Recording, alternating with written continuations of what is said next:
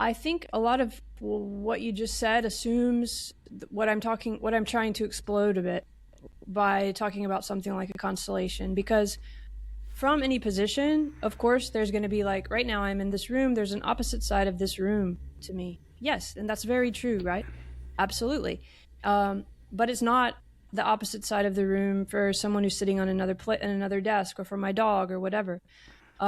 So they have different opposites, but we will assume opposite means the same thing if we're talking about the opposite.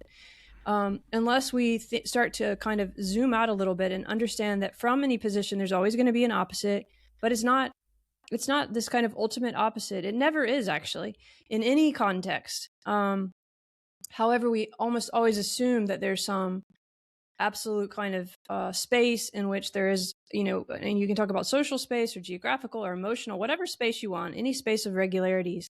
Often in our conversation, definitely in most of our languages, we just have that built in, even in just the way you just said it.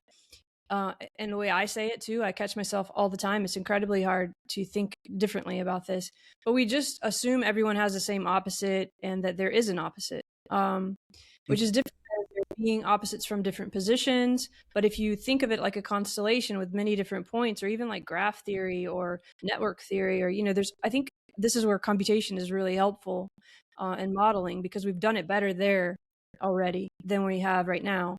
And that's one reason I think we need more computation to actually understand this better. But then you start to understand how, like, that could be there could be a moment where we all understand, we all have an understanding of opposition, but we could switch perspectives and that opposition will look a little differently, even though we have these shared regularities, which is the realism.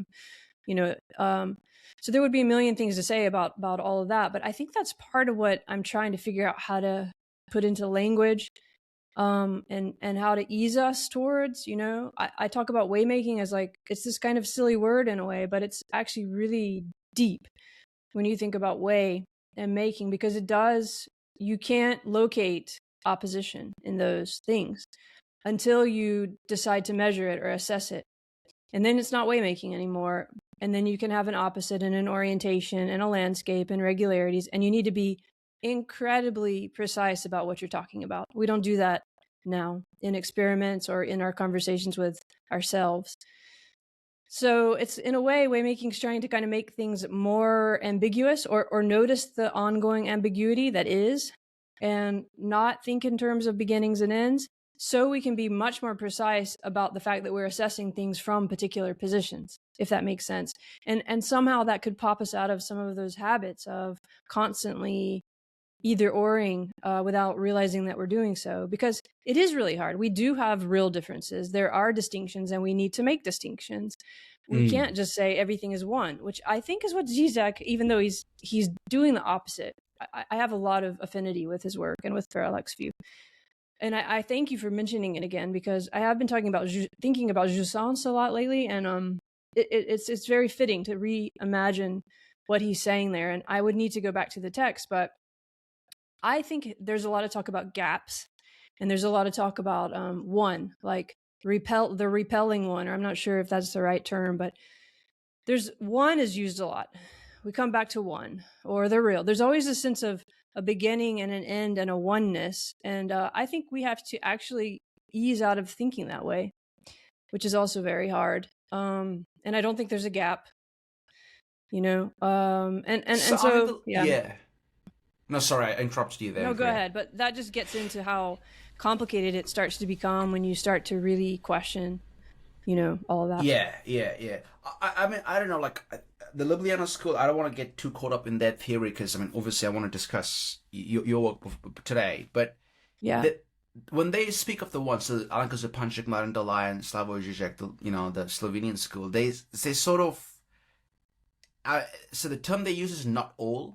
And again, this is kind of why I try my best to not use all of these, like, jargon-heavy philosophical terms, because it's like, okay, you can say so they say reality is not all, and what they mean by that in a formal sense is there is an absolute, there is a one, but that one is castrated. That one is like broken, or like that one is like split. and then Mm-hmm. their arguments, and so their all of their work is like exploring what this means through like psychoanalysis and politics, and for Zizek with quantum physics. Now, I think that is an area that needs to be without a doubt explored and pushed. But so what I try to do is, and perhaps here's where I have more of an affinity with your kind of work, is to try and, for lack of a better term, make my work more grounded in computationalism, and just the natural sciences. Because I do think, I completely concur with you, this kind of the computational models, be it factor graphs or graph theory or whatever, or even the topology it presents us, is this beautiful way. Is this beautiful way to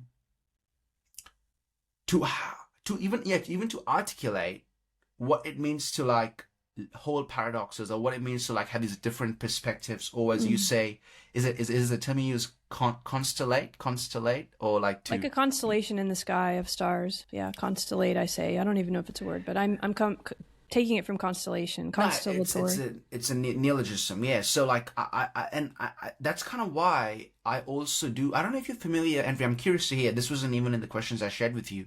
There's this school of thought called the neo-rationalists. So Pete Wolfendale, Negrestani, Ray Brazier, and they're kind of working off the German idealist tradition. However, they take computer science really seriously, and like the notion of computationalism, and like for them, computation isn't simply like this like one human architecture where you have like an input and an output. They actually do think that, like for example, the free energy principle would be a really good example of how much like you can expand, how capacious computationalism could be, to even to the point of becoming like a theory of everything. All right. Yeah, All right. I would love to know more yeah. about that. I'm so hungry to find the person who can help me visualize this. I mean, I can code and I can do certain things, but you know, my Python skills and all that are not so good. But I just feel like somebody is going to be able to put this into a visual that will pop for everyone. I really need that person to help me do this, or I need to figure out how to do it. But I think you did ask me in the questions, like if I'm an activist or if I'm an ecological psychologist or whatever. And I never use all those terms because I don't push away from the computation, and I don't push away from a lot of the analytic stuff, because I find those tools are super helpful and I really think they're going to be crucial. I just think we need to like pick up the kind of the scaffold that we're assuming and shift it a bit. And I think the place to start is with body. And I think, you know, that's why phenomenology and Varela and Thompson and Ezekiel DiPaolo and Hannah and all of those, their work speaks to me as a place to, you know, start with that. But I think we really still need the modeling, even more rigorous than we have now. We just need to realize we're assessing. Like that thing I was talking about of the waymaking, you can't assess it, actually. You have to realize it's ongoing. There's no beginning or end. This gets, you know, close to process philosophy and a lot of things.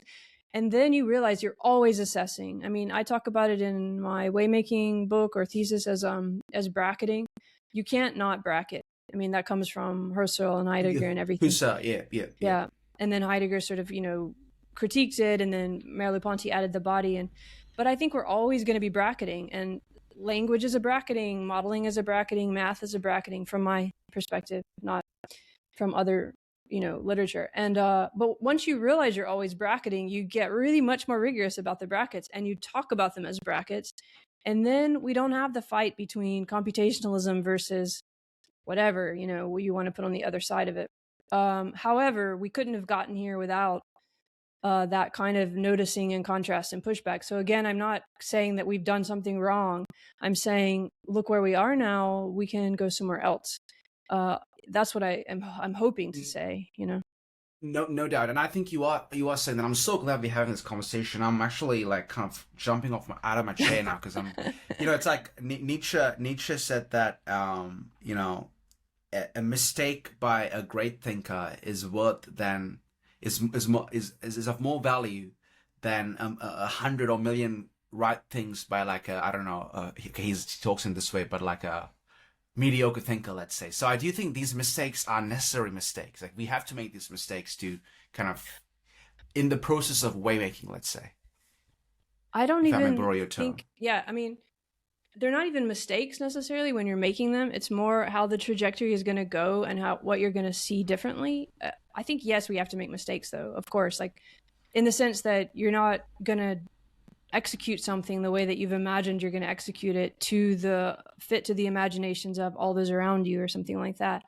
But I think, like, you asked about radical embodied cognitive science, for example, and since I brought up computation, that's kind of an interesting thing there, because I don't think it was like a mistake for people to, like Jerry Fodor and all these people at MIT and Chicago and everywhere, to start trying to think about language of thought and computation and all of that. I don't think that was a mistake.